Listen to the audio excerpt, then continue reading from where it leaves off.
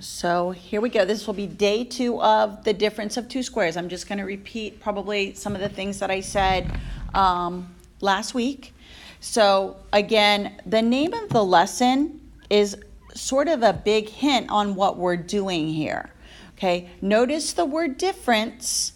That in math means the word subtraction. And then the word two squares, we're going to be looking for two perfect squares. And again, on Thursday, I told you to memorize the perfect squares, at least up to 20. Okay, there may be some questions where it'll be bigger than 20, but that's a good starting point.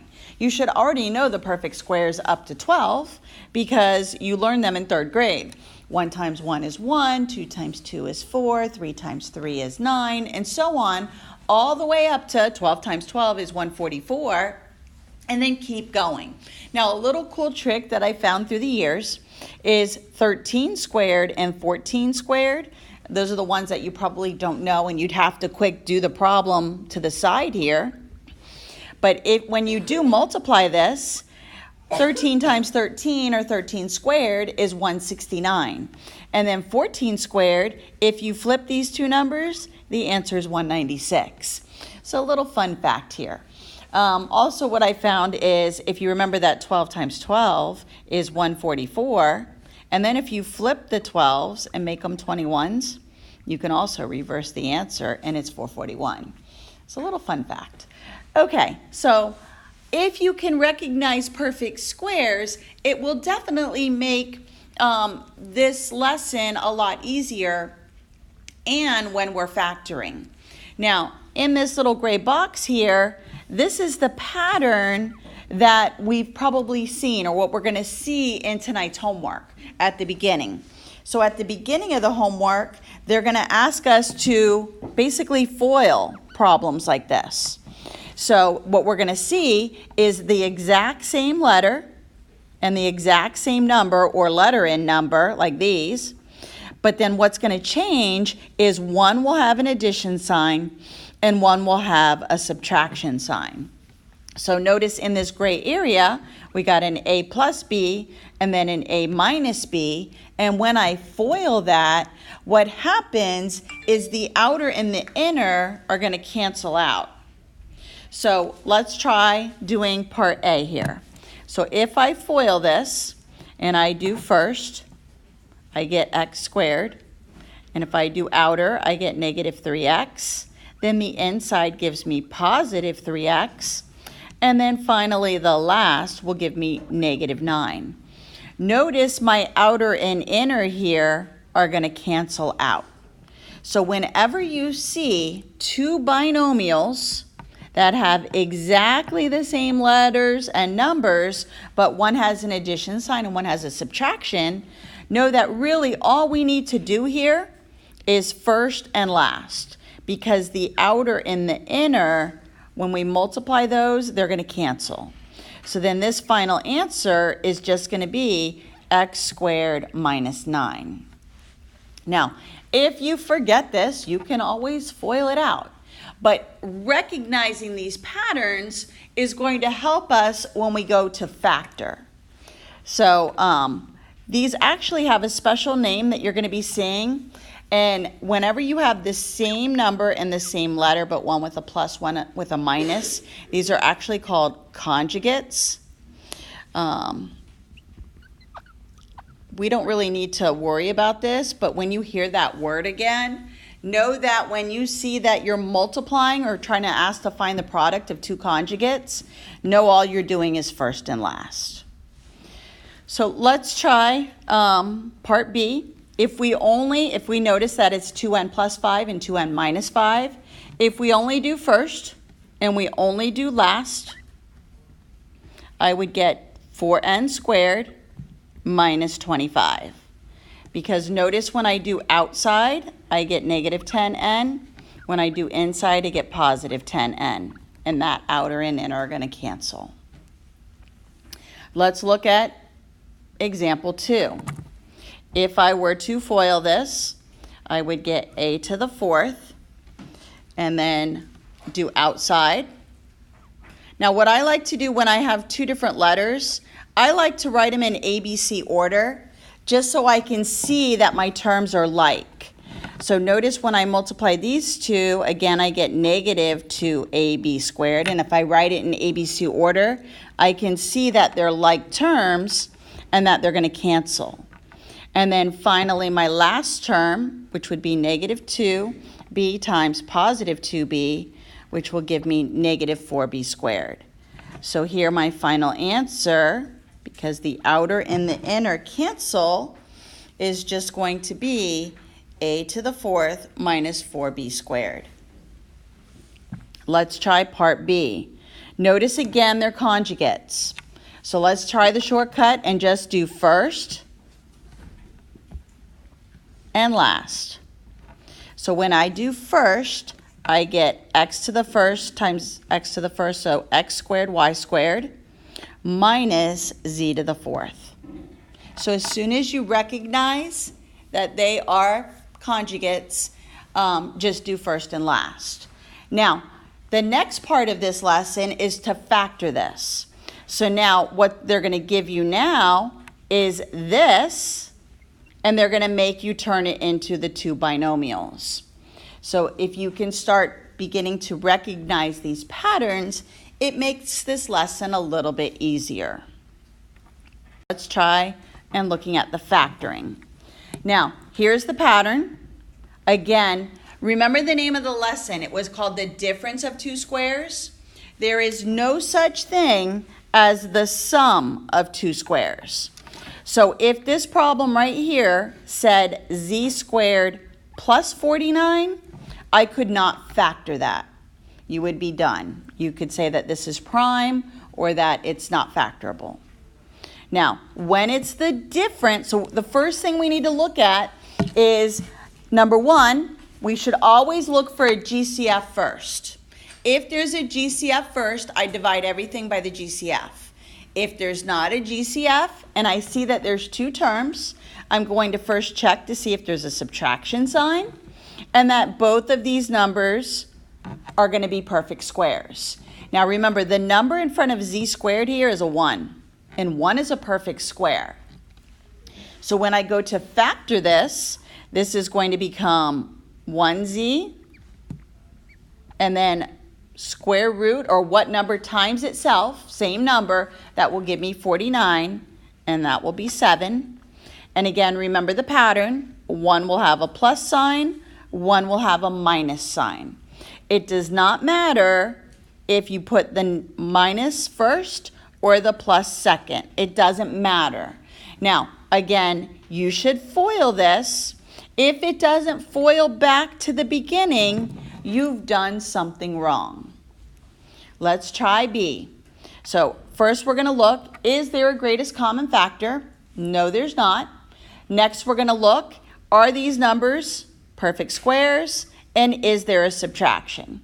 And it does meet all three. So now I'm going to figure out what number times itself gives me 16. And that's going to be 4. And then I have to figure out what number times itself gives me 9x squared. And that will be 3x. Put 1 with a plus sign, 1 with a minus sign. Has to be set up as conjugates or opposite signs in order for the outer and the inner to cancel. Then if I look at part C, again, I need to first see if there's a GCF, and there is not. I can't divide both of those by, actually I could, no I can't. I thought they had the same letter, but they don't. Okay, so what number times itself will give me 81a to the second, and that's going to be 9a. So put that at the beginning of both. And now I have to figure out what number times itself will give me 25x to the sixth, and that will be 5x to the third. Put 1 with a plus sign, 1 with a minus sign. Now, notice this one. Again, I need to double check, are these perfect squares, and is there a subtraction? Now, it is perfect squares. Sometimes you're going to have to keep going. So as soon as you see that this is an exponent bigger than 2, chances are you're going to have to factor it twice. And you're going to have to do this on the quiz tomorrow. So for example, what number times itself gives me 16r to the 4th? And that will give me 4r squared. Then I have to figure out what number times itself gives me 625. Now I know I told you to memorize up to 25 or 20, but it's actually 25. Now anything goes on this quiz. It can be numbers bigger than 20. So I would just start guessing and testing if you're not sure. One will have a plus sign, one will have a minus. Now again, remember, there is no such thing as the sum of 2 squares, so that one's done. But notice this one, these are both still perfect squares. And this is still a subtraction sign. So I can keep going. I can factor this one again and make this 2r minus 5 and 2r plus 5. The one that can't be factored, I just bring it down into my answer. So you need to keep factoring until you can't factor anymore. And you will have to do this on the quiz tomorrow. Now the other thing that's a little different is I'm going to go over 2 other examples. Okay, so which are on the example 2. Okay, so for homework, let's do 2 through 56 even. Now, if you need more practice, I would do also the odds. So make sure you understand how to do all of this. So right now we're going to do a quiz review. Homework. So for example, sample 2. So here, let me see something. You're going to have something where you're going to have to first factor out a greatest common factor first. So for example, if I do 45, so here, I'm going to first look to see when I have 2 terms, is there a GCF that I can divide both of the numbers by? And notice I can divide them both by 5x, which is my greatest common factor. So 5x is outside the GCF. I'm going to divide it. And notice now, in my parentheses, I've got the difference of 2 squares that I can continue factoring. So here I get 5x, and then this breaks down to x plus 2 and x minus 2. When you factor out a GCF, don't forget to write it in front of your answer. Then the other example would be, for example, 53. So here it has x plus 4 minus x squared. Notice they're both perfect squares. So this is a perfect square because it's got an exponent of 2, and this is a perfect square. And again, I've got a subtraction sign in between them.